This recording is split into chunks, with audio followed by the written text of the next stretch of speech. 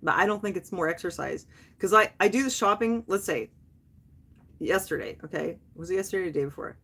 Day before, I went to Costco, and that is like way more physical. Loading up all that stuff for us for the week, pushing that big thing around, pushing it to the car, unloading it, loading it into the fridge, dividing up all the food, and then I spent like 2 hours preparing the meats. That was very physical. Oh, and then I had to go to the other grocery store to get the vegetables too. That was a lot of physical activity. And you know what? After that, the next day I'm done. Like I can't even, I couldn't do anything. The next day was a complete write-off. Every time that I've gone, like if you watch my Vlogmas, I don't want to talk so much about myself, but just since you brought it up, let me just tell you, it's not the exercise. When I went shopping at Christmas, if you notice, every time I went, like walking around at the mall or walk downtown, then the next day I was done, man. I was leveled. I was like in bed. I'm exhausted. Totally exhausted. Because the exercise makes me like super tired, you know. But the thrift store, it's not exercise. Actually, I just drive there and I just go through the thrift store and I just pick up a couple ashtrays or whatever. There's no exercise involved. Much more physical when I'm doing my caregiving stuff or just provisions for the family. So yeah, but I really just do enjoy going there, and I wanted to show you what I got this week.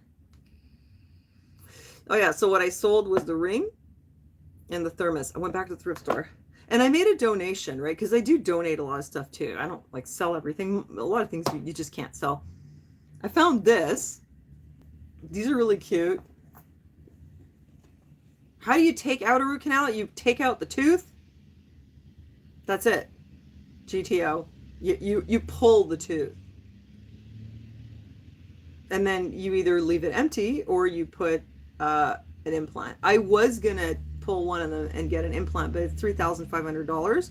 I need all the money for my boobs. So it's not happening. Even I have a broken tooth here and like whatever, but it doesn't matter because I need to get these implants out. So like that's where all the money goes for now. These are really cute. These are not Uggs. They're Lamo, which is like written Lamo, which I think is kind of funny. And I found those and they're like new. And I can't give them to Aaron. They're a bit too small for him. And also it's not real lamb inside. And I don't know what that would do to his feet. Let me tell you though, if Aaron had these shoes, oh, Nicole, why I need them out? Well, go watch the video that I just did. I just posted a video about breast implant illness, why I got the implants and what happened. And like I told you the whole story. So it's there. It's in my video that I did just before this live, you know. If Aaron had these shoes, he would just completely destroy them. That's for sure. Yeah, they would get like completely trashed in no time at all. All Aaron's stuff gets completely destroyed. But they're too small for him anyway. But these were really cute. And I found these, which I bought it to sell. Nobody can wear them. But these are like really expensive morale boots. Like this is the time of year where everyone is ditching their fancy winter stuff. And you can get it, you know, for a super low price. And I think these are like actually men's, but they're like a men's 6. So it's like for a teenager. These boots are like at least $100 if you buy them new. I got them for $15. So I figure I'll hang on to them, and then when the weather gets cold again at the end of the year, I'll put them back on Marketplace. You know, I'm gonna have to.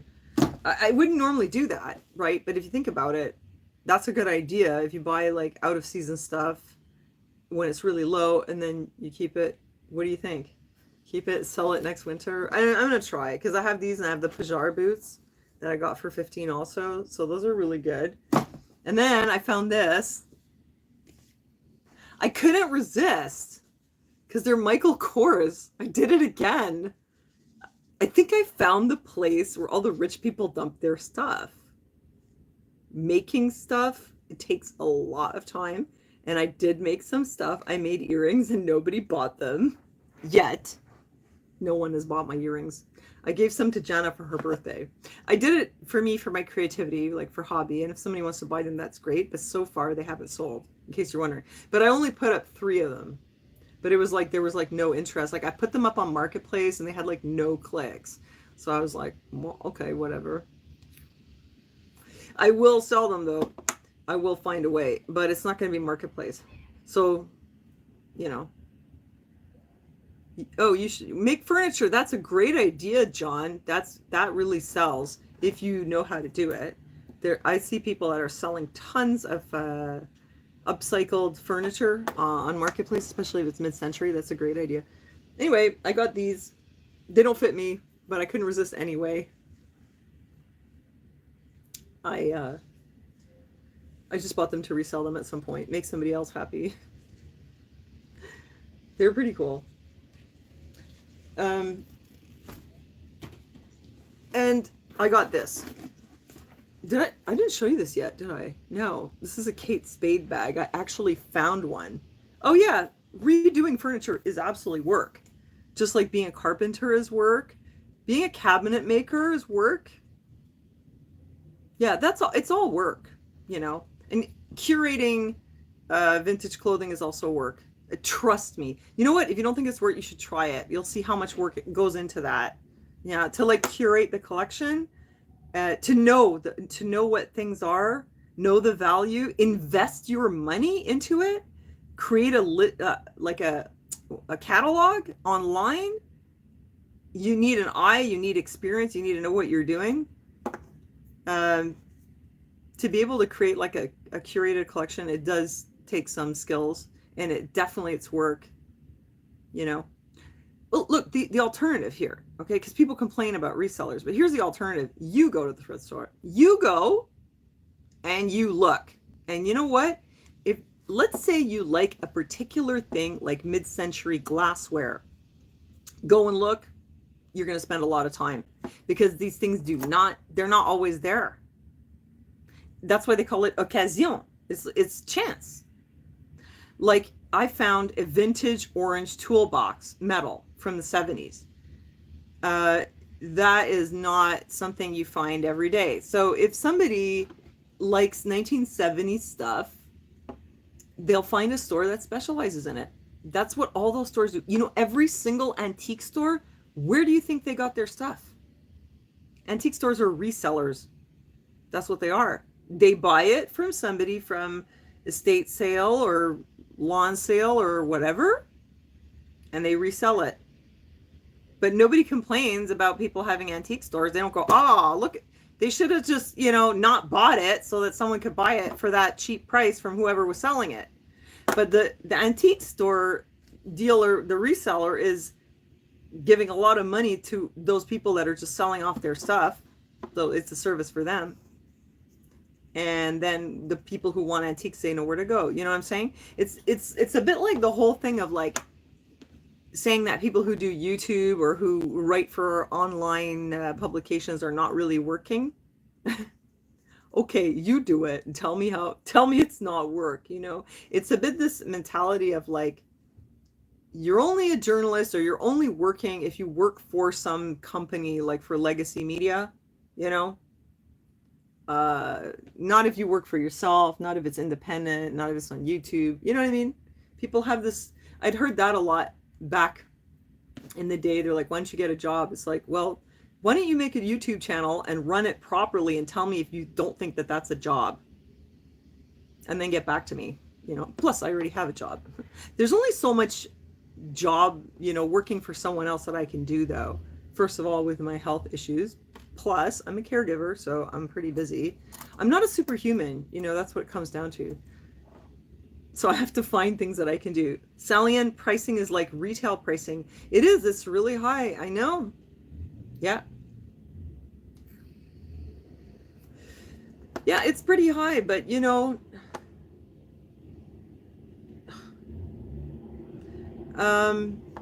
it depends on the item, you know. But I donated to the Sally-Ann, and you know what it is? Some of their stuff, they have it behind glass and it's priced a lot higher, and I think it depends on the Sally-Ann, because the one in Verdun, the price was like super high. The one in NDG, the stuff behind the glass, it wasn't as high, but it's like, I don't know why it's behind the glass, because it's silver. It's really not that in demand. It's not what should be behind the glass, in my opinion. So it was a bit weird. And they had some Bakelite bangles, by the way, and they were selling for $20, which is a better price in the flea market. They were selling them for 40 or 45. So in that San Leanne was not bad. And what did I get there from? Oh, I got myself the Michael Kors shoes there also. But yeah, I found this. I couldn't resist. I don't really want to sell it. I don't need it, but it was a good deal because since I gave a donation, I got a coupon for 20% off. So I bought all that stuff plus the bag and I got 20% off. So it was pretty good. Like, I didn't pay too much.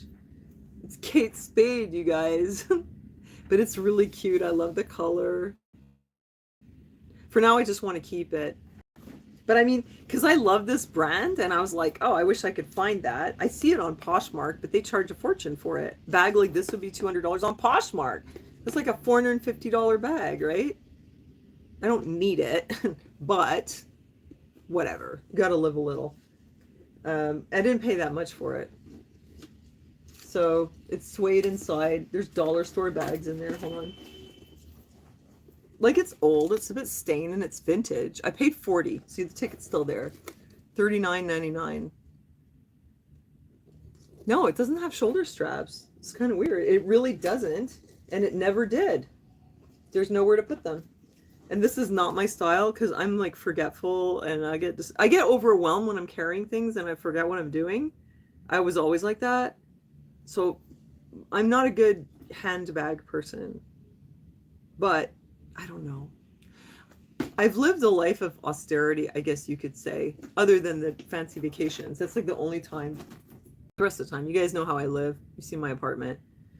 I go around with like super old clothes, and I don't know. Maybe also to some extent, like the health issues that I've had. I was like, what if I just like lived in this state of like denying myself things and just sort of pushing through household tasks every day and not doing anything fun because I would feel guilty about it. Because should I feel guilty if for once I'm not taking care of somebody? I'm at the thrift. Like, it's crazy how much people guilt trip you. Oh, you're spending your time at the thrift store. You should have been cleaning the house. Yeah, what about my son? He should be cleaning the house. Let me go to the thrift store. I need to live a little. Like, I'm not exactly old yet, but I certainly don't want to, what am I going to do? Just spend the next 20 years doing housework and then I'll be 70 years old? You're the same way? Anyway, whatever. You have to have some fun. You have to live a bit. I think people usually, they're more comfortable spending money, but I was like always extremely frugal. Like, I would hardly buy anything, and really, like, and this was from like a second hand. This is from my mom. The jeans are super old. You're not having fun. I don't know. You gotta make some room, otherwise it's like you're dying inside, right? You're not doing anybody any favors by being miserable. What do you think, you guys? I think that when you're miserable, like, you actually become less able to help other people. Also, you become like less useful when you're always just like slogging away. You do have to do some things for yourself.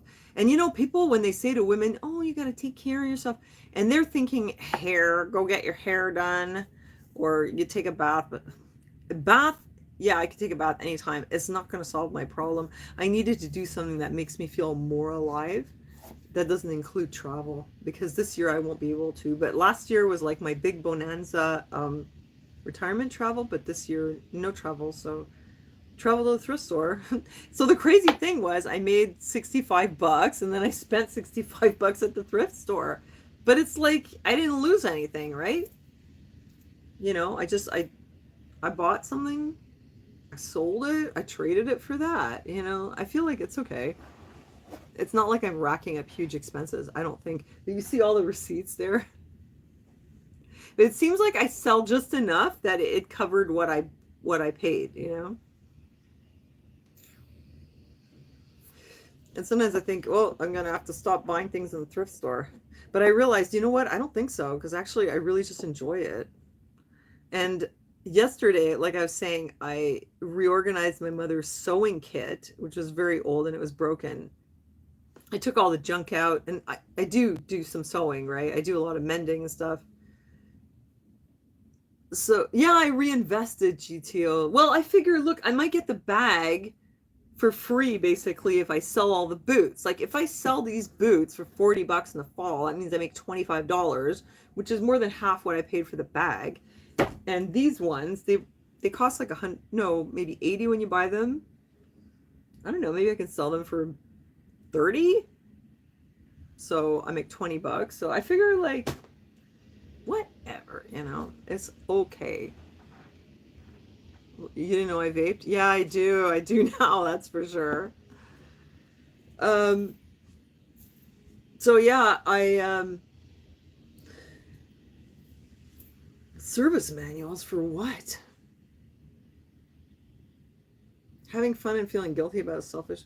Well, like Aaron kind of gave me shit because he was like, what, you were at the thrift store again and you didn't do my laundry? And it was like, no, I'll do your laundry later, sorry.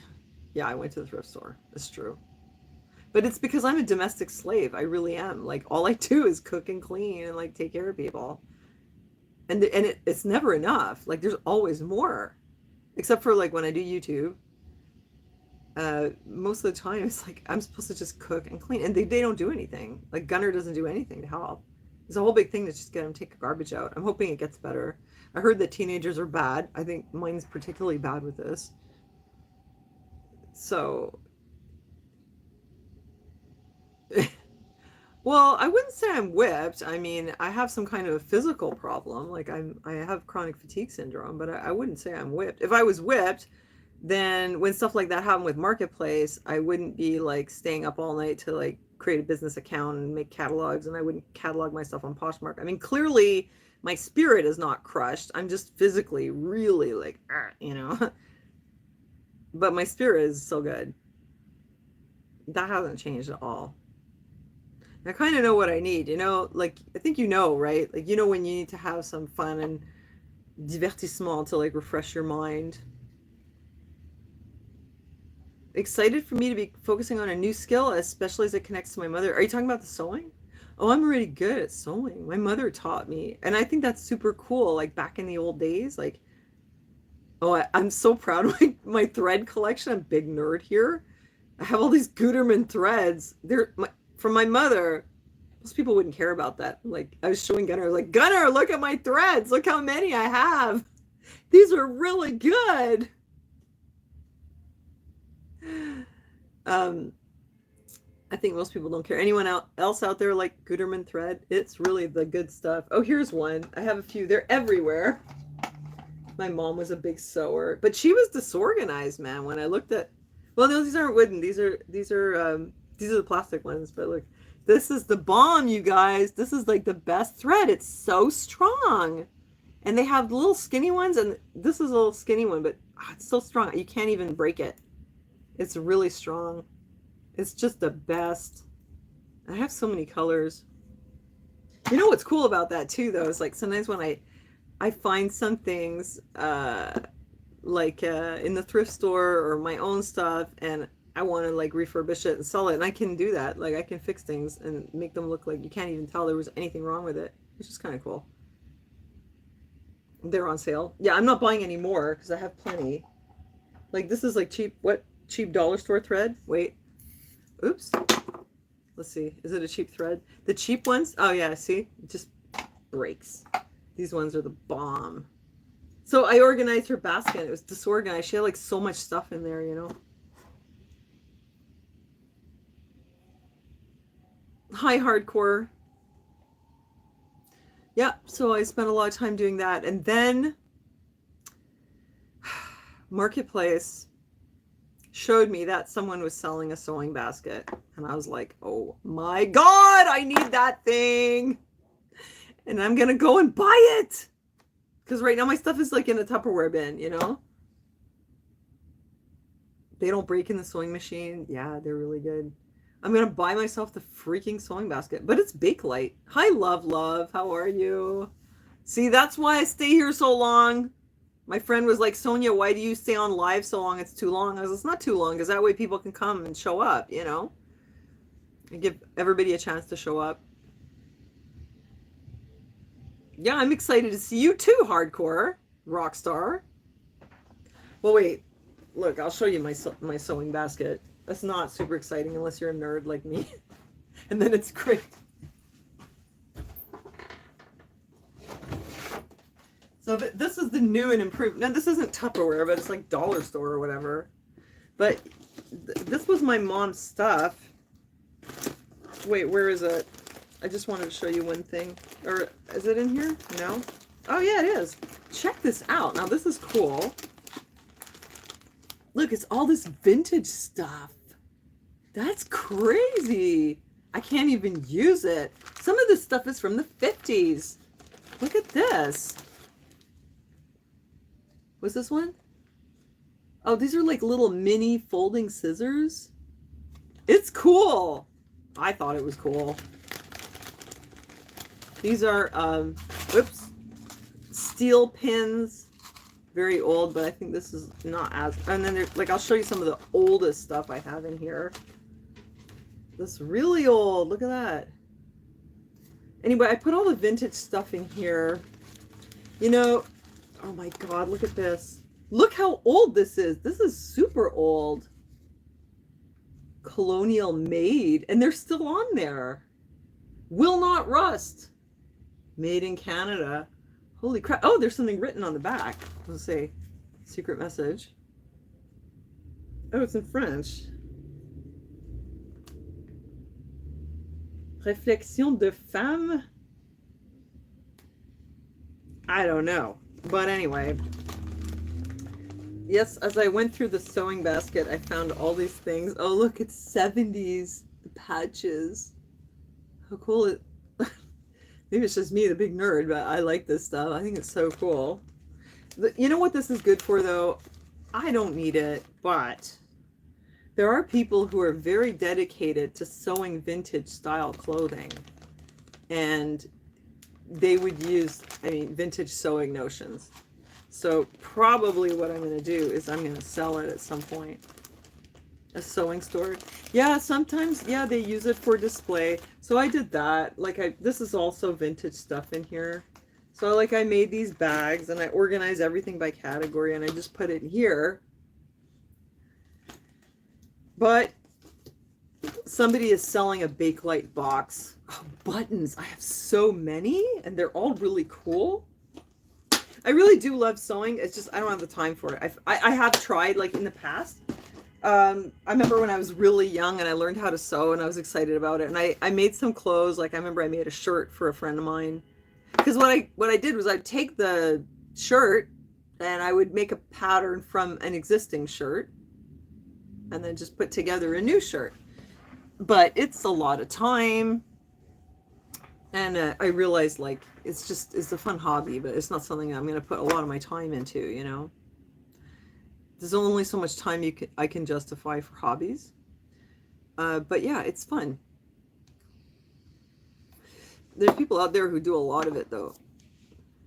And I think that if you're making vintage clothes and you want them to be really authentic, like let's say you buy vintage fabric. I have some of that too, actually. I haven't sold it though. I haven't even put it up. Buy vintage fabric and vintage buttons. You can make something that looks totally like it's like a replica of really authentic looking vintage, you know? So anyway, yeah, I think that's pretty much it. That's my thrift haul. I'm just gonna look at that chat, see what you guys are up to. Hardcore, the rock star. He says, I did everything stupid. I remember every lesson, like the time I stuck my finger in a socket. I was 3, never did it again. Oh, hardcore. And then he grew up to be a rock star, you know, the kind of kid that sticks his fingers in the socket, or maybe a bobby pin, right? Oh my God. He says, my mom's button collection taught me how to choke to death. Oh my, you must have been a handful. I believe you. It's a true story. You must have been an absolute handful. An apartment tour. You know me, I would love to give you an apartment tour. I really don't mind. I just won't make you happy. Oh, knitting. Oh, but you know what? I was never a knitter, but I was a crocheter and I used to do a lot of that. And what I really loved doing was embroidery. And everybody used to say to me, "Oh, you have so much patience." And I'd be like, "What are you talking about?" Because for me, it was relaxing and fun. I didn't feel like it required any patience. Let me just check something here. Is this thing working? Yeah, it is. Okay. You were a really bad kid. I don't know. It sounds like you had a bit of a case of ADD or something, my friend. Must have made it hard for your mom. Oh, I loved embroidery. I'm wondering if I have any samples of some. Okay, I have a sample of something that I embroidered. If you guys want to see it, I'd love to show it to you. Actually, this was more of a needlepoint. Your poor mom. Did her hair go gray like mine did with Gunner? I think that's why my hair went gray. I went through a lot of crap. No, I was going to tell you about the BII though, but I'm going to go get my embroidery thing. It's possible that it's my breast implants because it feels irritating. Like I feel it. I want them out. I try not to think about it, but I feel like they're there and they're irritating me. But it could be that it's not that. And the only other thing that I thought is that it's really just regular fibromyalgia, and it's just a bad case. That I literally just broke from the stress of raising my son. Like, I mean, you guys know a little bit about what happened because I did do some videos, but you do not know the full story. You do not know what I went through. It was really, really hard. Like, it was extreme. It was the kind of stress that like you just want to scream, like you just can't. It was so bad. And Aaron was having health problems at the same time. It was not normal. It was not a normal way to live at all. It was, and it wasn't like, when people go through stress and it lasts for, a couple weeks or like a few months. This went on for years. Like my son, when he was little, he was wild. And I don't mean that in a good way. Like he used to attack me. I couldn't even go from my house to outside the house with this child. He used to rip his clothes off. I would dress him, he'd rip them off. I'd dress him, he'd rip them off. I had to throw his clothes in the hallway for years and bring him out there in his underwear and dress him in the hall. And he would pound on the door and kick, and he didn't want to leave. Oh my God. And he would bite me. I had constantly like marks, scratches, bites. He was like attacking me physically. I couldn't get him to walk I'm not complaining, just to give you an idea. Imagine living like this every single day. Imagine that everything you need to do in your day, somebody's stopping you all the time. And it's like, you still have to do it. I give you hope for your manimal. Oh, my son was he was a little manimal, but he's okay now. I mean, he still has problems though, but he's nice and he's calm and he doesn't bite me anymore. He was an absolute manimal. So aggressive. He didn't want to go outside. And he was, oh my God, it was just like, oh my God, like I give you a wild rabid raccoon, put that thing in your house, and then that's what you can see what it was like for me to live with my son. He was impossible. He was kind of better when he was younger. He was really hyper, but he didn't become aggressive until he was about 5, and like when we put him in school, and I don't know. Anyway, it got worse for a while there, and then it got better again. Oh, you dated a girl who had a kid like that. She had to wrestle him. He was like a big lurch. She was a very strong chick. Yeah, like I'm really lucky that he settled down. He's not like that anymore. Because imagine, and there are some people that they have teenagers like that, and they can't keep them in their homes, But luckily for us, he settled down a lot. But yeah, then I tried to go from here just to the grocery store, and it was like he wouldn't walk, and he would lie down on the pavement. You see those videos of people dragging their kids? Well, what was I going to do? I had him in a stroller for like 4 years. And when I took him out, it became impossible. He would either run in the other direction. I was constantly running after him. I have videos about that. Or he would lie down and he wouldn't move. He'd be dead weight. It was hard, but like literally just to go 2 blocks to go get your food was just like a whole big thing. But it's like every minute of the day was like something like that. It was really stressful. And I would pick him up and he'd headbutt me and hit me in the face, and I'd have to hold him at the front of the store and they'd go get my groceries for me. And it was really hard because I had to do it all myself. I wasn't a super mom though. It was like it kind of it cracked me. Like it was so, I'm not sure, maybe it was related to that. I don't really know, but it was really hard. So either it's just my implants or maybe it had something to do with all that. I don't know. I feel like the level of stress of raising my son was so intense, and it went on for so long that it did do something to me, definitely. But anyway, we're still here, you know. I'm not saying that to complain, but I'm just saying, like, you know, people who have kids with special needs with serious behavioral problems, like, cut them some slack, because you do not know what they're dealing with. Yeah, I feel like I did the right thing. Thanks, New Kettle. I'm glad I didn't put him in an institutional school. I had to just be really patient. What I did was, like, I just took it all on me. It was like sacrificial in a way. Like, I could have said, oh, I'm going to put him somewhere, or I'm going to put him on some medication and make him compliant, whatever. But I was looking for down the road, and I was thinking of what he really needed. And I was convinced that it would get better, and that what he needed was support, and he needed less demands, and, you know, and that if I could just be very tolerant and very accepting and very supportive, that some of this stuff would resolve itself, and he would get through it, yet be, like, emotionally and psychologically intact, and then we'd be in a better space. And that's basically what happened in our case. But it could be different, you know, for someone else might have a very aggressive child, and it's a different situation. But it felt like mine was aggressive in response to demands. The rest of the time, he was actually a very funny, cute little kid, you know. There were years where I didn't put him in my videos, though, because he was impossible. Maybe when he was little, I did a bit, and then starting around 10 or so, it got a bit better, and I started putting him in more. But for years, I didn't put him, because I kind of knew whatever I put him on camera, you guys are going to see behavior, and I'm just going to hear it. Everybody's going to blame me. They're going to say, you don't discipline him, your kid's spoiled, blah, blah, blah. And I didn't want to hear it, because I heard it enough in my real life. So I didn't put it on the internet. And then at a certain point I thought, yeah, but, you know, this is who he is. And he's autistic, and he has these problems. And I feel like I'm kind of hiding him because he's different and he doesn't behave right. So then I started putting him in the videos, and I decided, screw it. Let them say what they want, you know, because that's what everybody does. Everyone, they're not ashamed of their kids, but they're, you know, they don't want to hear it from other people, or they, you know, so they don't want to put them out there, or literally even take them out sometimes. Like, I've known people who said, oh, I don't take my son to whatever, you know, I don't take him to the park, I don't take him to this or that because of his behavior. And I'm like, yeah, I get it. I did that too. I didn't take him out because it was impossible. And everywhere you go, you have to endure people, like, with their 2 cents, and it turns into, like, these discussions, and it's actually quite awful, because either you're like, what are you going to tell them? Like, my kid's fine, why don't you mind your business? Then you're the bitch. And if you're like, well, my son's autistic and he has behavioral issues, then they're gonna tell you, oh, autism doesn't exist, I don't believe in these labels. And it's just, you wouldn't believe the crap you have to hear from people.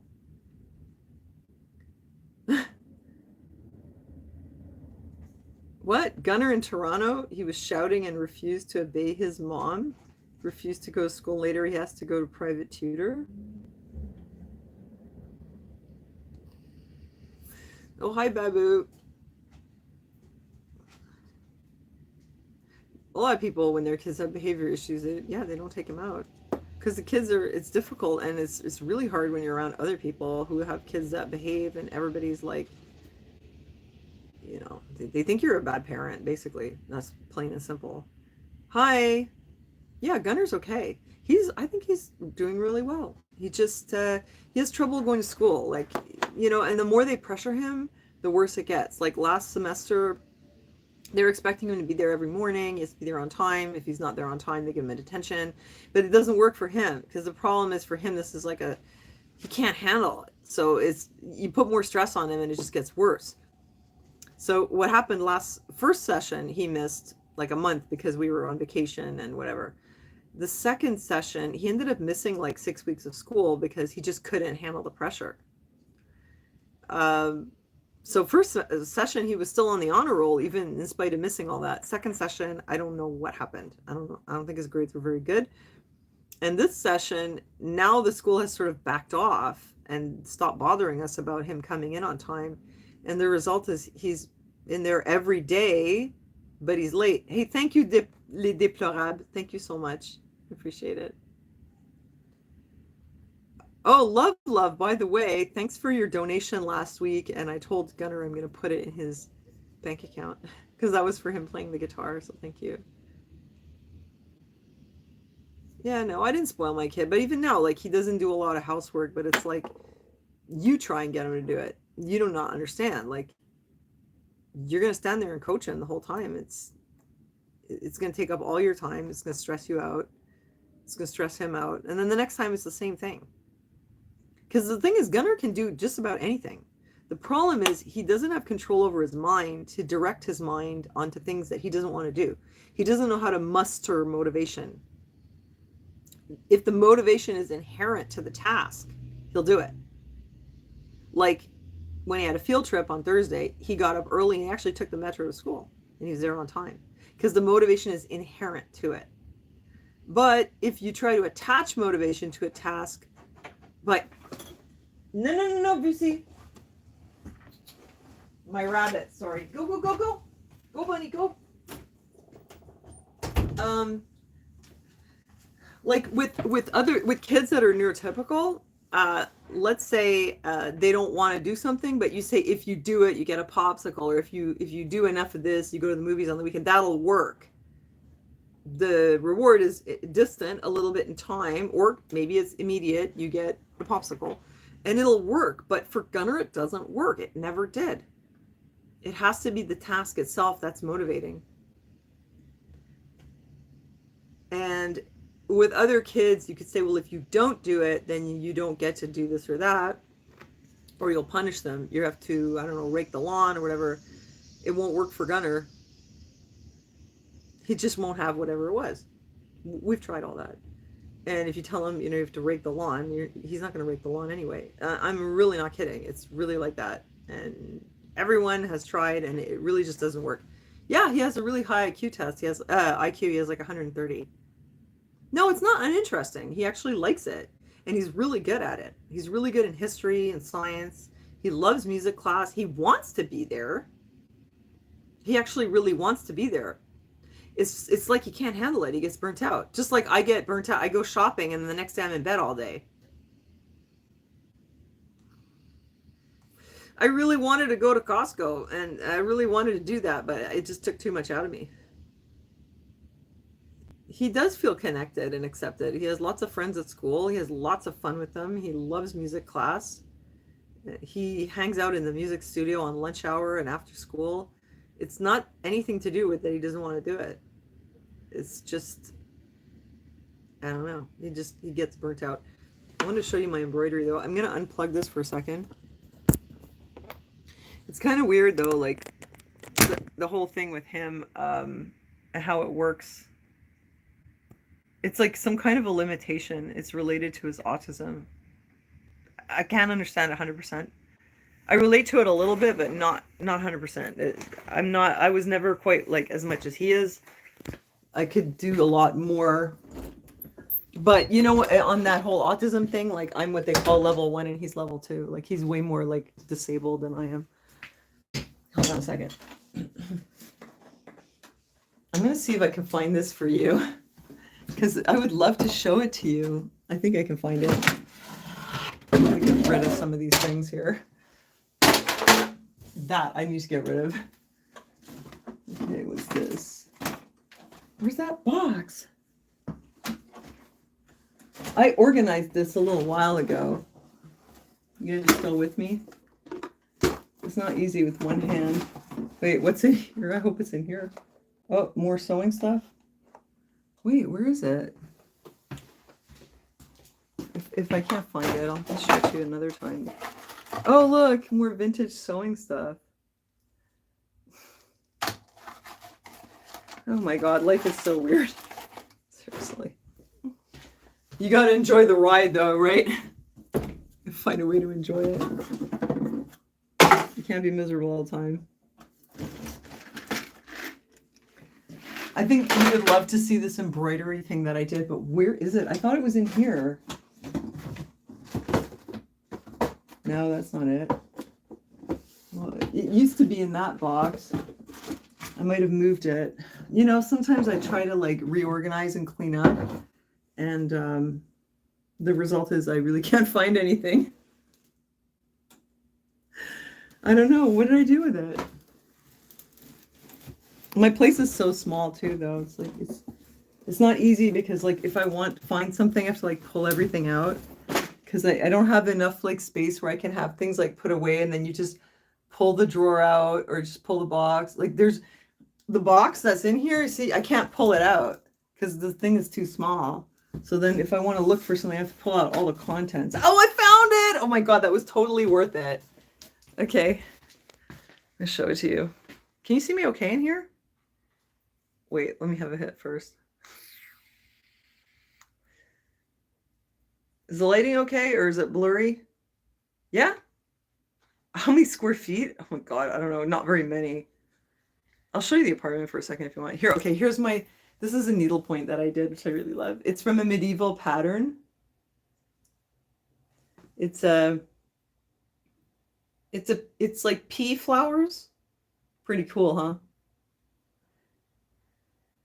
Yeah, I like the Middle Ages. It's really small and it has I put like velvet on the back.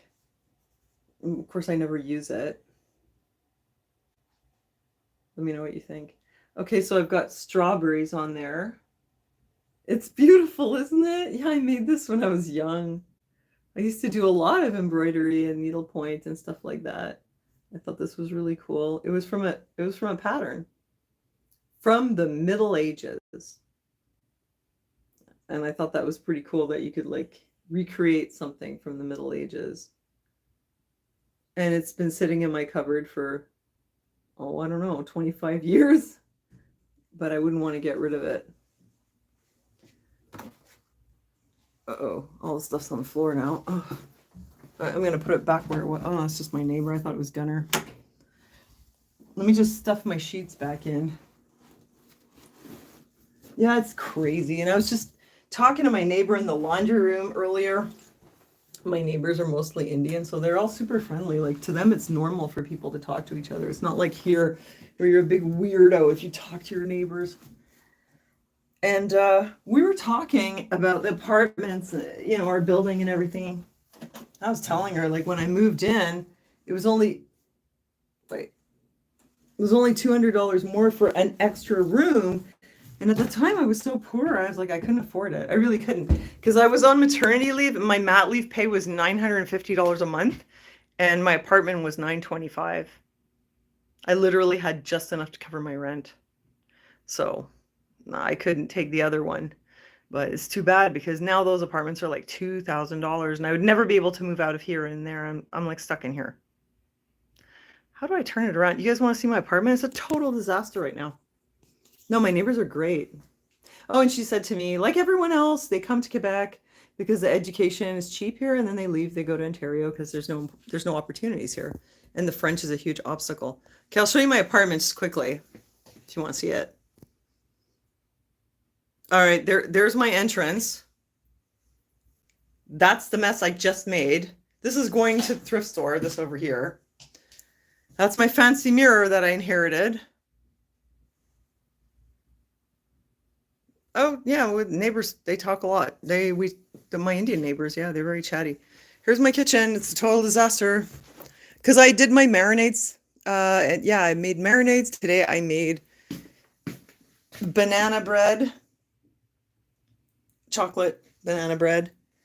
And I have all the dishes from dinner, which I haven't done. This is my room with my little sort of, studio. Oh, God, no, YouTube. It's only a mannequin. It's only a mannequin. God, it's not a real person. Oh my God. I hope that doesn't get me in trouble. YouTube, it's only a mannequin. It's a dressmaker's dummy. I'm sorry about that. And there's my halo light. Okay, let's get out of here before I get myself in more trouble. Oh, wait, there's my Gay Pride thermos. So I'm so proud of. And, and there's one more thing. Look, there's a very antique painting here, very creepy. All right, let's see. Oh, these are my fridge magnets from all the places I've been to remind me that God is good, because I really wanted to travel and I was depressed and I got to travel, so that was cool. And This is my reception area. Usually it's not full of all this stuff. Those are Aaron's motorcycle boots that I'm trying to sell. I'll show you my bathroom, but it's like everything else is a disaster. It's really small.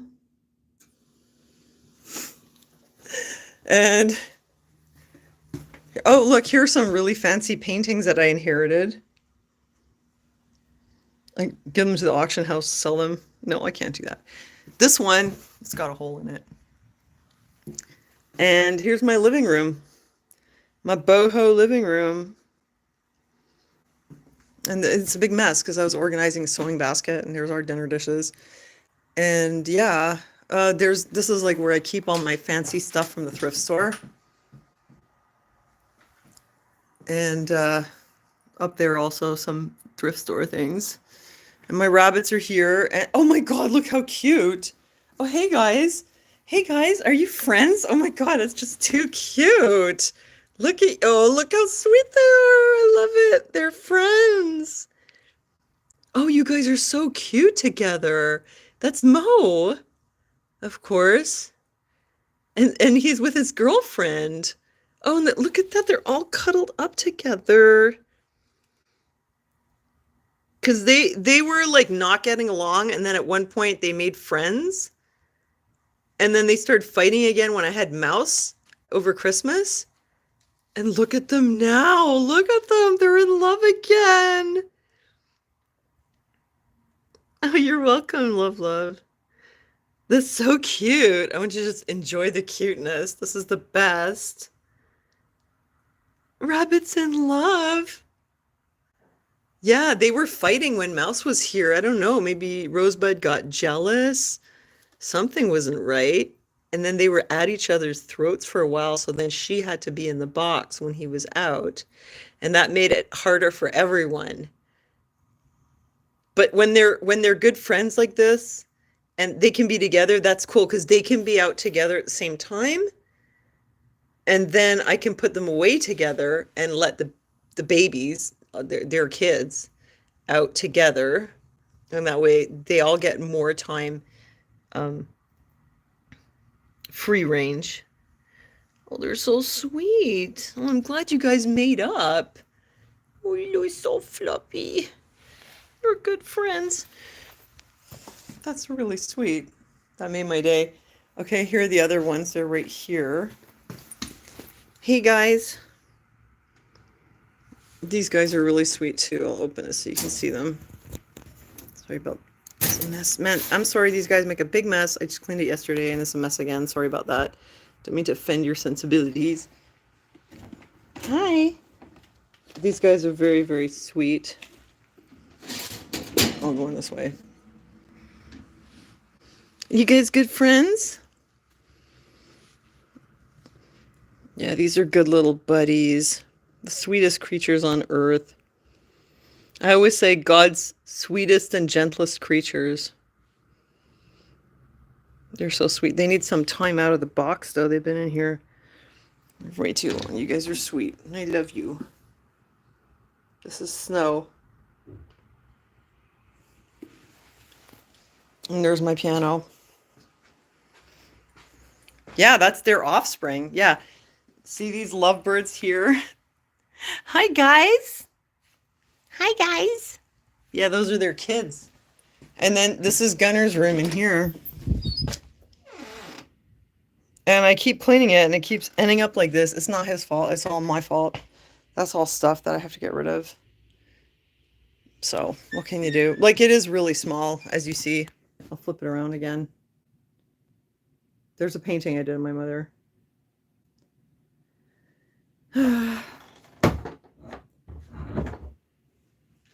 So, did you like that little apartment tour? Oh, hey, thank you so much. Thank you, appreciate it. I wish Gunner was here. He could play guitar for you again. So yeah, you see how small my apartment is? Yeah, Gunner has a big room. It's not as big as it looked on the, like when it was flipped around, that's like wide angle. It's like, this is the room. It's not as big as it looked on wide angle. I don't know why it was like that. Yeah, he gets this room, but he complains. He says, "Oh, thanks, Paula." He says he doesn't have any privacy, which is kind of true. And I told him, "Yeah, well, that's why you want to go to school, get your high school diploma, and get on it and start working and making some money because you do not want to end up like us." I mean, it's not all bad, but you know, it would be, I guess, it would be nicer if we had an extra room. But that has to be on hold for now because, yeah, I've always lived downtown pretty much. Well, no, I lived in Verdun once, but it's not my neighborhood. It's not my hood, you know? Yeah, yeah, Java Lily. Well, you know how it is with Gunner, though. He can only do what he really wants to do, or he won't be able to do it, you know? But whatever. I think he does the best he can. Yeah, I should have moved, 10 years ago. That would have been the time because the rents were still low. Relatively now it's like, oh, it's exploded. It's crazy. It's crazy how expensive it is now. Like, even if I wanted to switch apartments, I would not be able to. Like, before I could have done it 10 years ago. I could have, and I almost did at one point. I was like, oh, I don't really need another room, blah, blah, blah. When he was little, I didn't realize, but it's stressful being in a small space. When we were in England, we were in these little tiny hotel rooms, and being in this little room, it creates a lot of stress after a while, you know? Like the one that I showed, the quarantine hotel, it wasn't really a quarantine hotel. It was just like a really, really small hotel room in London, and it was tiny. And you really do feel the stress after a while.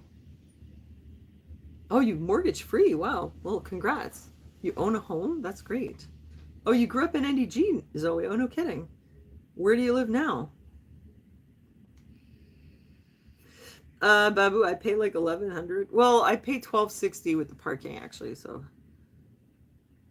yeah, with the heat included. 1260 with indoor parking. So that's not bad. But if I moved to a 4.5, I'd be paying like, I don't know, 2000. I can't.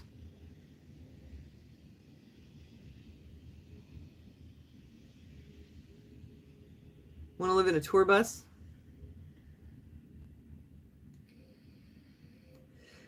It's that much in New Jersey for a one bedroom. What, 1100? 900 square feet? I don't know. It feels small. Like when we came back from England and I walked in, I was like, oh, it's so big. But then it's like, yeah, it's a good price because I've been here almost 16 years. No, you can't find it anywhere. Yeah, that's why I'm grateful because it's downtown and I have parking and it's good. Hi, Salty Texas Ranger. I'm good. I'm okay. How are you? Yeah, thanks for stopping by. Um, yeah, it's downtown. It's close to everything. It's good, you know. And there's no point in like feeling bad about that fact that I don't have an extra room. I mean, it would be cheaper for me to rent a storage room for like $50 a month, a small storage room, and just put my stuff in there. That would solve my problem. But like when Gunnar complains about privacy, he's like, "Yeah, it's my room, but you're in there when you use your computer and when you do lives, and your stuff is in there," which is true. But there is no way I can put my stuff in my room because if he moved into that room that I sleep in, he could fit all his stuff in there. There is enough space for his stuff. But there's not enough space for my stuff in here. Like, it's impossible. So it's the price he pays for having a big room with a closed door. Yeah, it's kind of messed up because I didn't want that for him. I wanted him to have his own room, like a proper room. But it's like there's no privacy. Yeah, there's a housing crisis. I know it's crazy. I don't know how everybody manages. Like, how do people manage? You bought your house 30 years ago. That's really cool.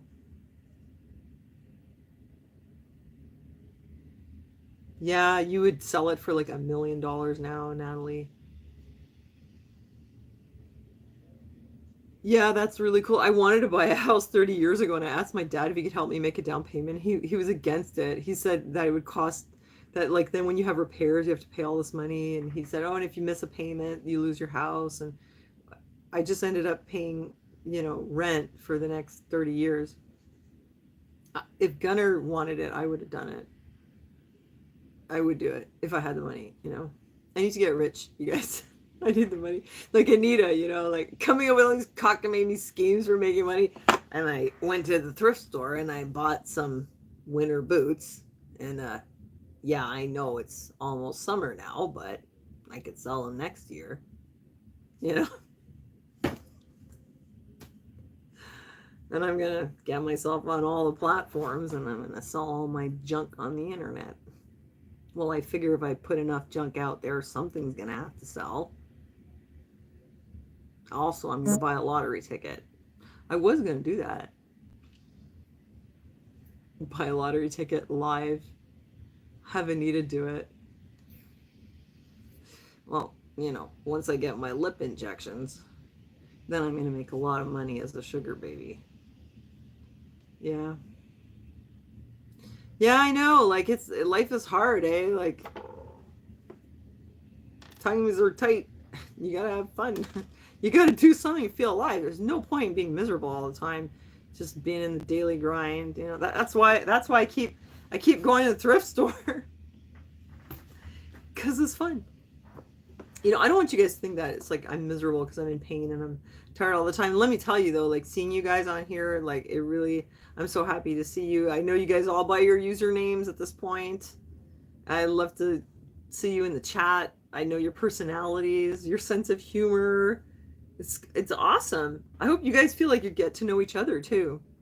I did make a chat room for my patrons on Patreon because that's another place where you can talk to each other or in the comments, and it's like uncensored and whatever, obviously.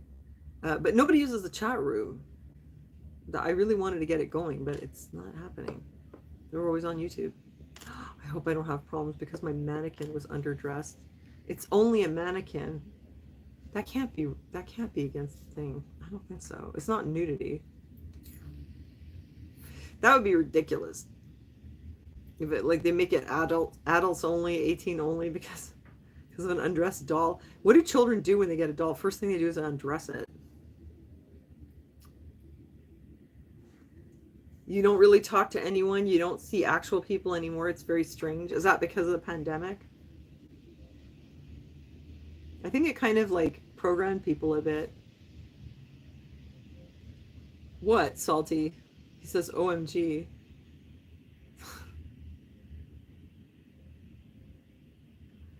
Yeah, man, it's really a different world than it was even 10 years ago. Oh, everyone died or moved away? Oh, what a drag. So what do you do for fun? What? Oh, I missed something. Oh, I missed something. I missed Hardcore's comment. Oh, that's what you're saying. What? Okay, I'm trying to catch up on the comments. Sometimes they go really fast. You said a bunch of, if you run into any stage stuff or costuming, let me know. I love that stuff. Okay. Okay, well, I must have missed something. Sorry about that. I was probably too busy showing you my apartment. I can't find the comment. Anyway, sorry about your friends. Rockstar.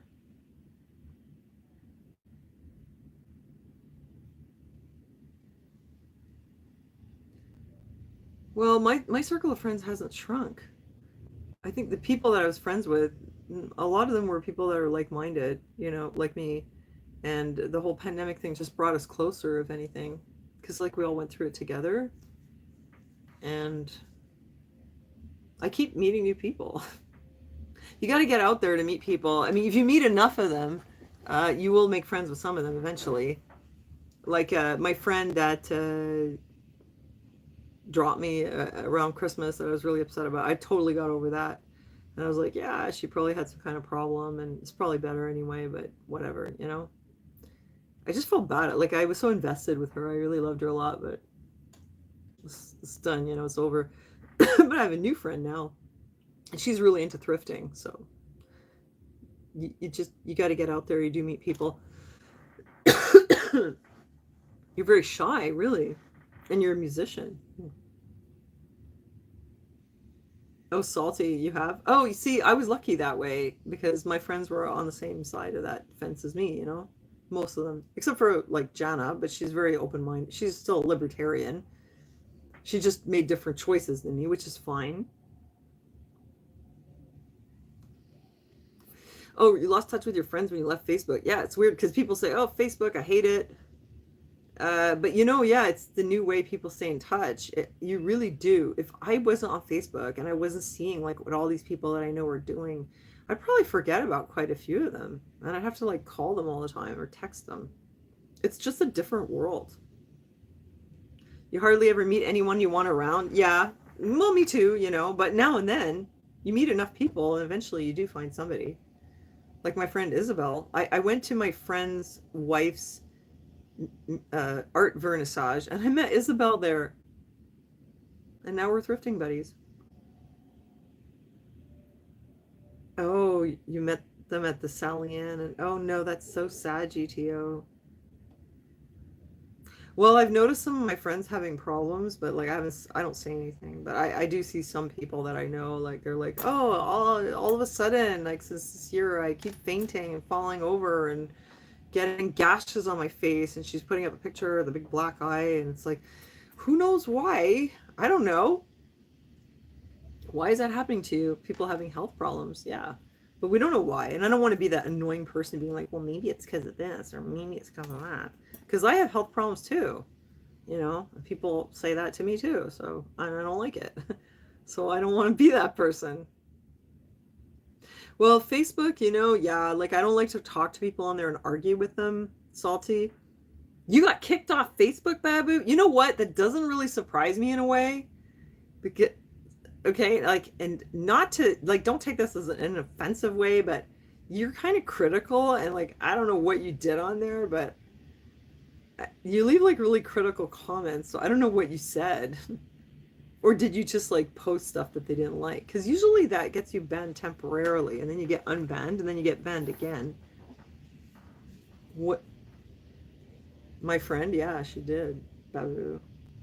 Yeah, she did, but we don't know why she's like that. Oh, hi, Rosie. Oh, Rosie's been with us for a long time. It's cool to see you. Didn't you win a kombucha once, like back in the day, like ages ago? You got one of my kombuchas, right? I think you did.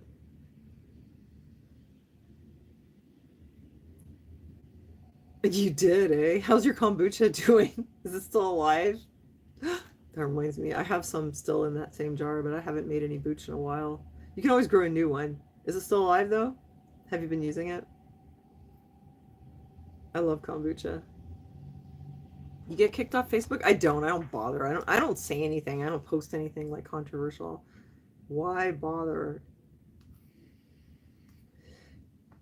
Yeah. Well, you know, Facebook for me, it's the only place that I can offload all the stuff I pick up at the thrift store. Oh, Rosie, you want to see what I got this week?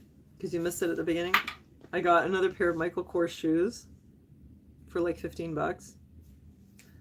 And I found these moccasin slippers, suede with like fake fur lining. And these winter boots. I'm gonna make a lot of money. I'm gonna sell them in the winter. Hang on to them for now. Imagine like I go and buy like 20 pairs of winter boots, and I'm like, well, yeah, and I'm gonna sell them in November, and I'm gonna make a lot of money on Facebook. By then I get kicked off Marketplace. I'm stuck with like 25 pairs of boots that don't fit me. That would be crazy. Pray for me that doesn't happen.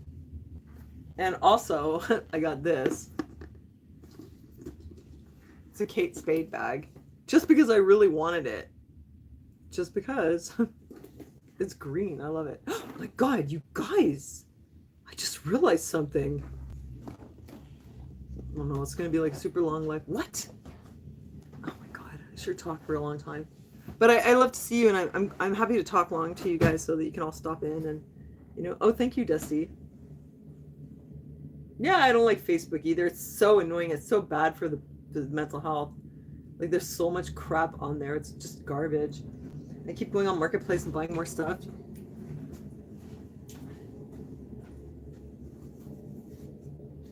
Where is it? second.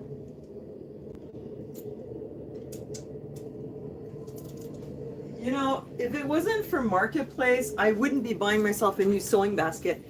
It's Bakelite, right? Like I said, you guys, he wants $25 for the sewing basket, and I want to give it to him. And it comes with a bunch of junk. He's selling it as a lot. An old perfume bottle, an old bottle of some kind, a preserved butterfly in a case, and a tin. Those are kind of valuable. You can resell them. And the Bakelite sewing kit. He's selling the whole thing for $25. And I was like, I'll take all your crap because I want that sewing kit. But if it wasn't for that, I would just have my thing in a dollar store bin in the cupboard and I would just move on with my life. But I was like, well, it's $25, big deal. I'll take the sewing kit. Because this, when am I going to find a new one? My mother's was destroyed. I just threw it out. And I had seen this exact same lot of stuff on Kijiji, and it must have been there for a long time, and he never did sell it. And I liked it on Kijiji, and then Facebook feeds it to me. Anyway, look. So yeah, I'm spending more money. Okay, so I've got my Desigual dress, very fancy, that I got at the thrift store. I've got my, what are they called? Miss 60 shoes that go with it, basically. And now I've got that Kate Spade bag. I'm going to look like a rich lady. Oops. Yeah, it's going to be great. I need to like put on a wig or something because my hair will give me away. Bakelite. Yeah, I know, Rosie, I could probably sell it for $100, but I think I just want to keep it. I'm on a roll. I'm on a roll with what? Like buying stuff that I don't need. Buying stuff to make myself look rich. Oh, well, I do have a choice. I could wear my Miss 60 shoes. They're pretty boho and they go with this. Or I could wear my Michael Kors shoes. That would look good too.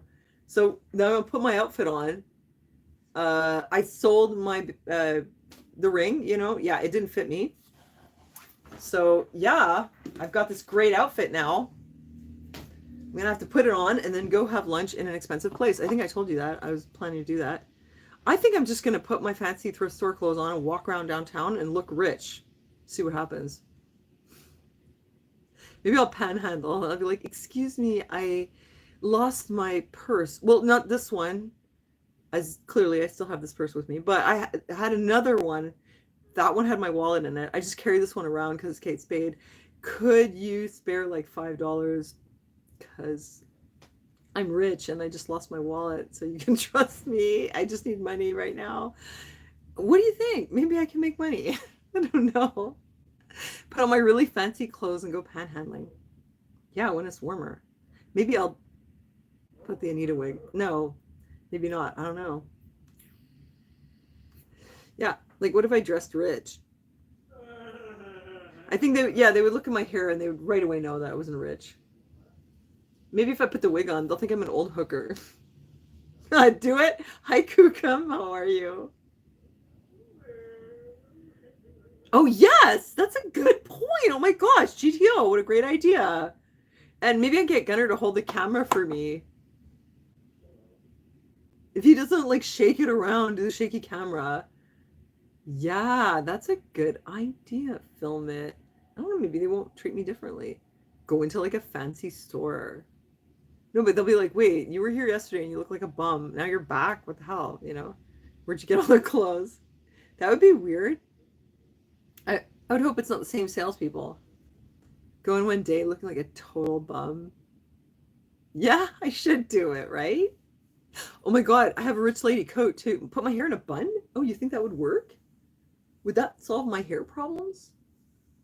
I mean, like the hair underneath is pretty much okay. It's the hair on top, but that doesn't look like rich people hair. It looks like old lady. Like I just threw it on top. Like rich people, you can tell them in Westmount. I can tell when they're rich ladies because their hair is like done. You know, it looks really good.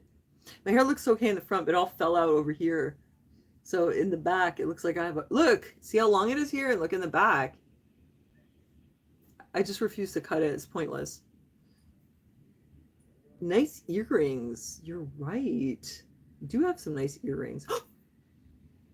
I just realized. I do. Wait, I'll show you my earrings. Give me 1 second.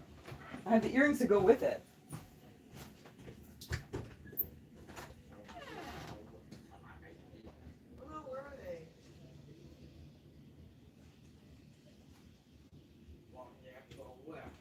Where are my earrings? I know Gunner's out there speaking Chinese. Oh yeah, here we are. Oh, okay, look. Oh, a chignon, but I don't think it's gonna. I think I need a wig. Like my hair is just too it's just too thin.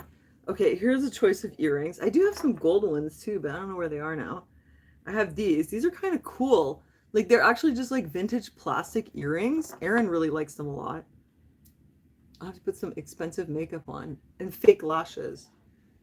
I have like no makeup on. You should have seen me yesterday. I looked great. I went to worship night and I had all my makeup on and we had a really good time. It was really great. It was at a Baptist church and they were just rocking, They were playing that like gospel music and it was great. It was really good. Jana had to like pull me out of the house to go. But I was really glad that I went. And I was all, fixed up and everything. And then today I was like, oh, I want to go live. I look like crap. And I was like, wow, screw it. Temu has wigs and extensions cheap. Yeah, but if it's a cheap wig, they're gonna know. Oh, hi Sharon in Iowa. No, I found the earrings. I found them in the thrift store. I don't have pierced ears, right? So I could wear these. I'm not sure. I feel ridiculous when I wear earrings. I feel like I got things growing out of my ears, like I have some kind of an infection. Like, is this treatable? I don't know, man. I'm not used to it. I like earrings on other people. Okay, I have these. These are really good. These are one of my viewers, I can't remember who it was who said this, my Nippon clip-ons. My Japanese clip-on earrings. Nippon clip-ons. I like the Nippon clip-ons. What do you think? These are pretty cool. Dangle earrings? Okay, wait a minute. I do have a pair of dangle earrings. You do like my long videos? Okay, cool, because I love sitting here talking to you guys. I have a lot of fun with you. How about this? That kind of goes, right? Wait, it's a bit crooked. Let me fix it. They're vintage. Vintage designer. I know, is it treatable? It looks like I got something growing there. It's like, doctor, it'll be like, how long have you had this problem? How long have you had this problem, this thing growing on your ear? Okay, these are good, I think, right? These are better? Better than the green ones? Dangle. Okay, we'll do it. We'll do a dangle. How about this? How's that? There. I'm so rich. Oh, hey, there I am. YouTube is like kicking me off. They're like, okay, Sonia, it's enough. Shut up. I'm a rich boho. Oops, stepped on something. Is that good? You guys can be my stylists. And then that goes with these shoes. Yeah, that they kind of go, right? Perfect. And then we've got, of course, the Kate Spade bag, just because. Yes, we. Excellent. Oh, I do also have a Ralph Lauren dress. It's not quite as fancy. This is like a really expensive dress. It's got beading on it. These things are like $200. And my friend Isabel picked up a Desigual skirt for me when she went to the thrift store. But I don't think it's going to fit. The rich lady video. The woman in the Graduate movie. That was like, had the MILF. I'm just going to need a wig or something. Go with other earring. Dangle. Okay, I think that we have like, the dangle wins the vote though. Okay, I will do the dangle. What am I going to do with my hair though? It's like you guys are my co-conspirators. You like conspired to make me look rich. Oh my god, you guys! I forgot to tell you. See these glasses I've been complaining about? I found a pair of Thierry Mugler glasses frames in the thrift store for like $10. And because the prescription wasn't right, he had already agreed that he was going to redo it and put the astigmatism in it. So I found those, and I was like, hey, actually, can you just like put it in these ones instead? So I'm going to have rich lady glasses too. A fancy bun. I don't know, everybody keeps saying a bun, but look, when I put my hair up, like, I don't think it looks, I guess it's possible. Okay, tell me, does this look elegant if I put it up like this? what am I going to do? Just put it in a little tiny thing. I think I tried that before. I tried putting my hair up in a chignon and I just look like a pinhead. Like there was this old movie called Freaks where they had these like little pinheads and they had these little things sticking on top. And I think I look like a pinhead. Maybe because I have big ears. I'm not sure. There. Est-ce que c'est chic? Un twist français? You think it looks good? Bella? Messy hair, huh? Well, everybody's saying, oh yes, I'm gonna panhandle. I really want to do that. That would be so good. And I'll have to speak like with a Parisian accent. Excusez-moi, est-ce que vous aurez un peu de monnaie? Actually, I'm not sure how they say it in France because we have like different words here. Maybe they say something else. Maybe they don't say it like that. I'll have to check. I don't know, they say monnaie. They don't say un peu de change or un peu de monnaie. They certainly won't say pièce. That's what we say here. Slick it back really slick. Yeah, like, right. And then like tight. And then with like a little band, maybe. I have a little. L'argent, donnez-moi. It's like, that makes it sound like I'm going to hold them up. I don't know how well I could keep up the act. You know I can. I thank you for believing in me, Bella. She says, I know you can do this. Thank you for believing in me. And plus, I'm like 50 years old. They're going to be like, mais qu'est-ce que ça, là? You know, ma tante. Qu'est-ce qu'a fait ma tante? Ma tante en train de quitter. Tabarnak. You guys should get into French swearing, though. Seriously, it's very satisfying. And I think the algorithm doesn't know what we're talking about. I'm cogitating. There's thoughts going on in my head. I was thinking, I wonder, like, if I could swear in French. Really, you guys, I love how supportive you guys are. You guys are great. My co-conspirators. A pillbox hat. Okay, that's quelques sous. Oh, it sounds medieval. It's like, Monsieur, pitié. Est-ce que vous aurez quelques sous, s'il vous plaît? What do they call it? Un piastre. Back in the days. Monsieur.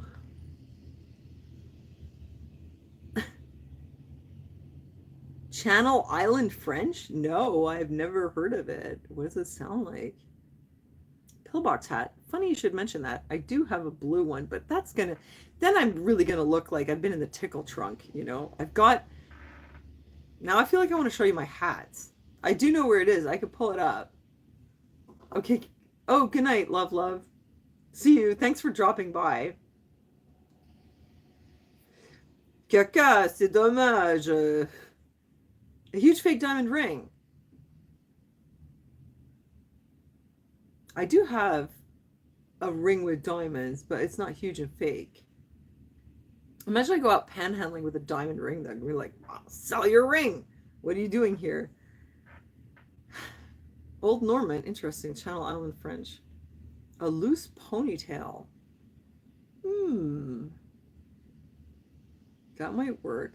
I'm sure I can come up with some kind of a ring. I do have a gold ring with an amethyst in it, but it just looks like a ring your grandmother gave you.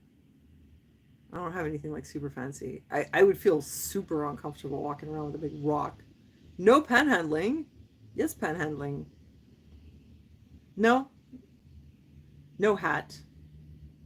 Do you want to see my vintage hat? I know you do. I'll go get it.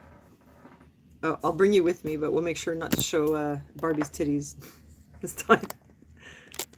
Wait, we'll be more careful.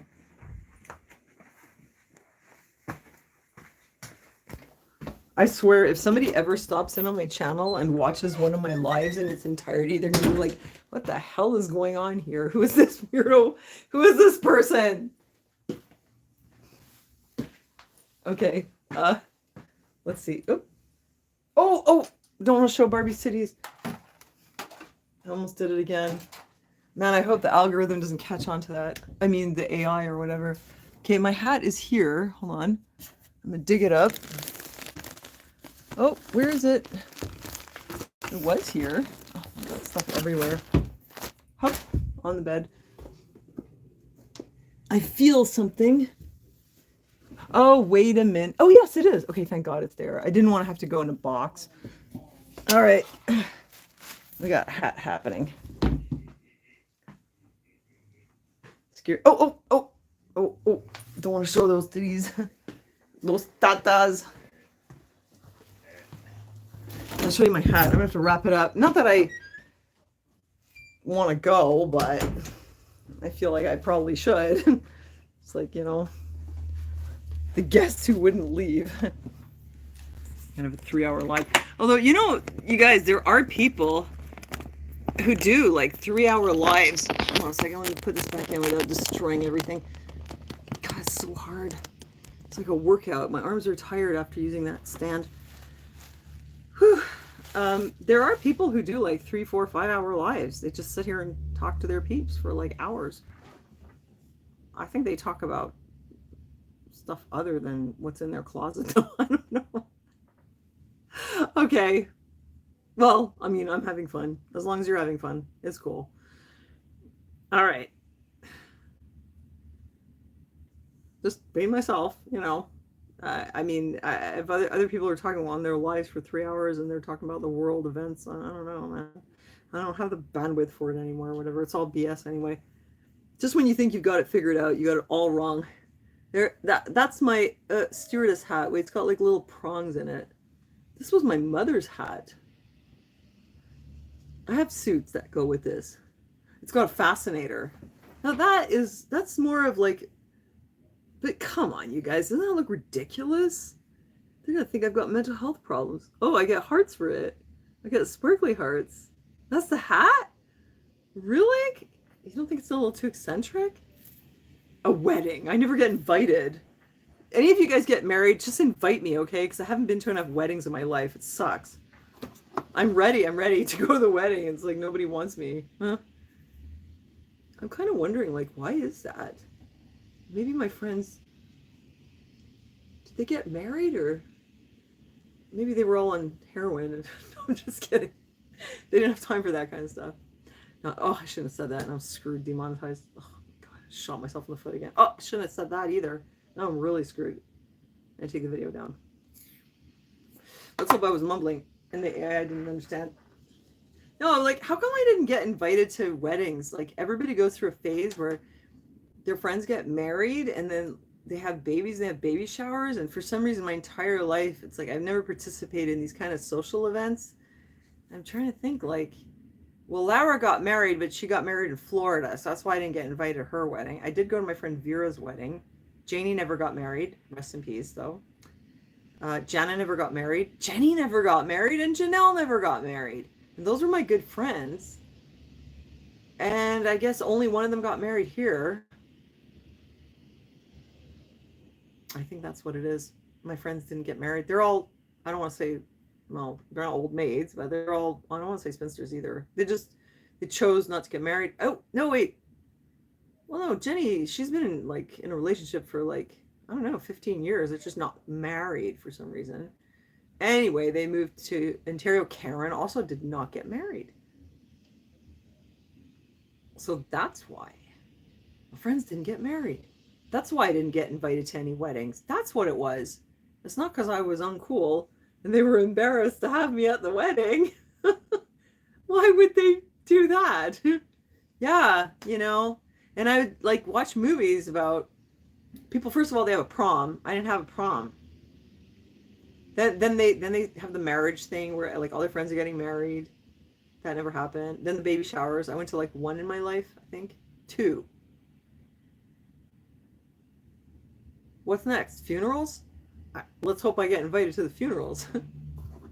I mean, not all my friends got married and had kids, but I'm pretty sure all my friends are going to die at some point. So we can start getting ready for the funerals. You can help me sell my outfits. I'm just trying to look on the bright side, you know. So, yeah, because when they get divorced, they don't have parties. So there's not much. Yeah, no, I only have like one friend who's married. It's just how it is. So does this work though? I don't know. I think it's a bit over the top. It does have blue in it. No, but come on, you guys, this is ridiculous. It started out good with the shoes and the bag, and then no, with the hat. No, now we're in the tickle trunk. That nobody wears this kind of hat, but it is a nice hat. What's the nope for? For the hat with the dress? No, it's a nope.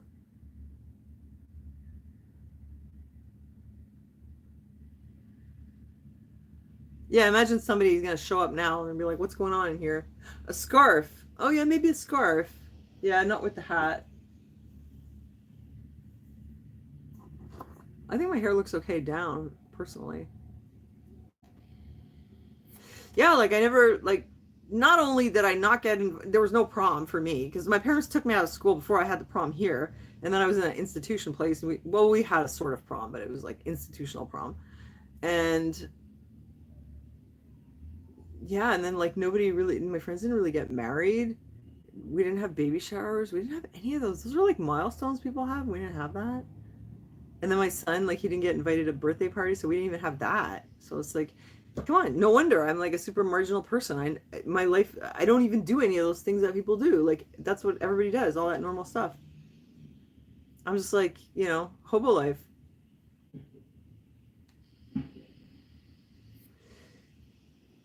Okay, no hat, but it's a cool hat though. I was gonna sell it. It's from the 1960s. It's really old, and it's still in really good shape. And there's a market for these kind of things. Did you guys do the whole thing with like the prom and the weddings and the baby showers, like all that, and that St. Patrick's or whatever people do, and like even like Thanksgiving with the family? Like we never had any of that stuff. I had a very weird life, I think. Is it just me? Did anybody else live like that? Hot rollers. I'm kind of curious. Like, am I the only one who's had this kind of like? I feel like it's marginal, like it didn't participate in all the stuff that most society does. Like it's just this different kind of. No, it's not just me. Yeah, and I wanted my son to have that. I wanted my son to grow up with all the normal stuff, but it didn't happen. So now he's used to, it's like when people do holidays and like we don't even really hardly do anything because like what's the point?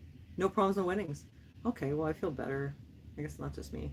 You too, Bella? Really? No prom, no wedding for you, Laura. No kidding. I guess, yeah, okay, so it's not just me. Went to a lot of protests though. So there's that. And I was in the theater festival a few times, so there's that. Oh, you too? Okay, well that's cool. So, you went to a lot of concerts?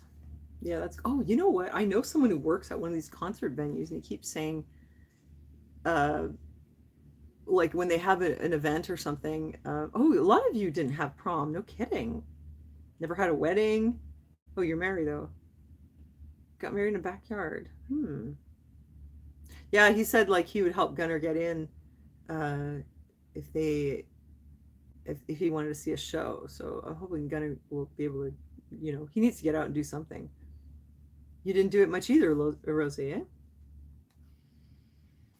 Okay, that's cool. Like, yeah, because seriously, like, when Easter comes along, like, it's a big deal for everybody. Like, now the whole, like, we didn't even do Easter hunts because my son was a wild raccoon. He was a manimal, so like, we couldn't do any of that stuff. It was just too crazy. You got drunk at a prom. um, yeah, we didn't really do any of that stuff. I did Halloween with him, but it was like I just took him around the neighborhood, saw the neighbors, got some candy. But like, yeah, it's been weird. It's like we never really did much of that stuff. Passover and Purim. Well, Gunnar has been to shows, and he's been to some like underground shows. I actually recorded it, and then I decided not to post it because I was like, maybe I'll get in trouble with YouTube. But yeah, we took him to some like underground music shows. Let's just say he liked it a lot. It was inspiring for him. I'll definitely go to church. That's one thing we do. Dye some eggs. I don't know, man. I definitely, at this point, actually, our church is like the center of our community of life. Oh, you danced around a maypole. I've never done that. Uh, we do Christmas. Thanksgiving, it's like, hey guys, I made chicken and with stuffing, stovetop. There you go.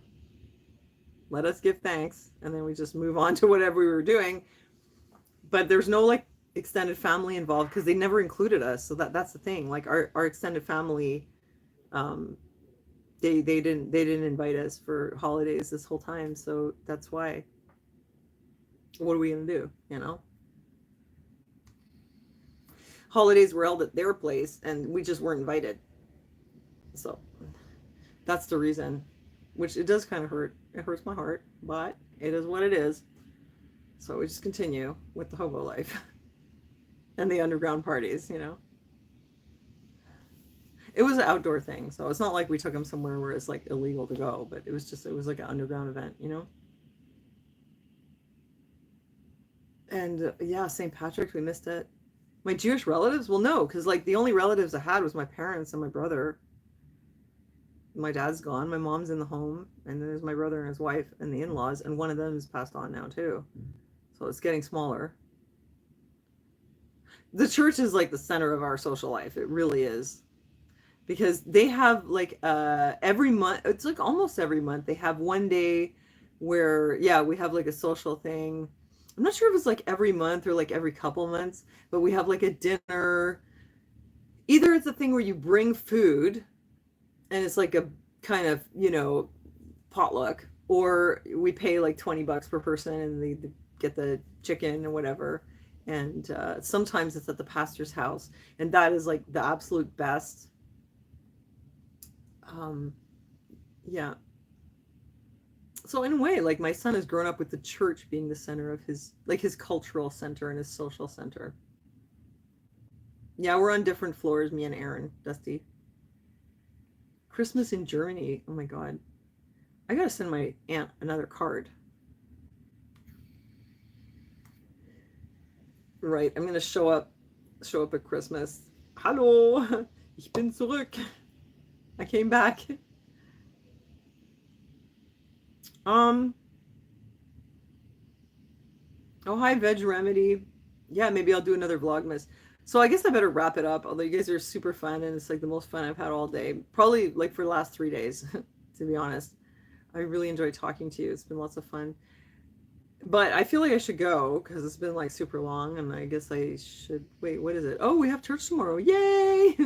Oh man, yeah, like seriously, church is just like the center of everything for us. Like instead of like concerts, we go to like worship night. That was super fun. And church is like the best. My pastor is amazing. But he does a lot of ministry up north with the Inuit, and so he's not always there. But his wife is also really great. And sometimes his parents like pick up the slack when he's not there. And I just hope Aaron can come.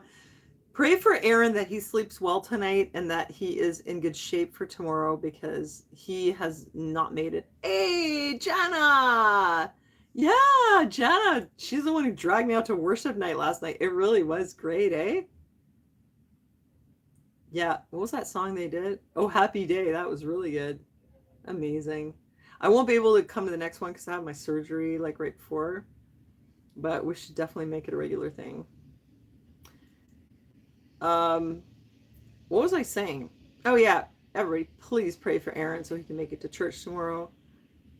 I really want him to be there because it sucks that he keeps missing it. He wants to go, but he's like in so much pain and he's so tired. He's worse than me.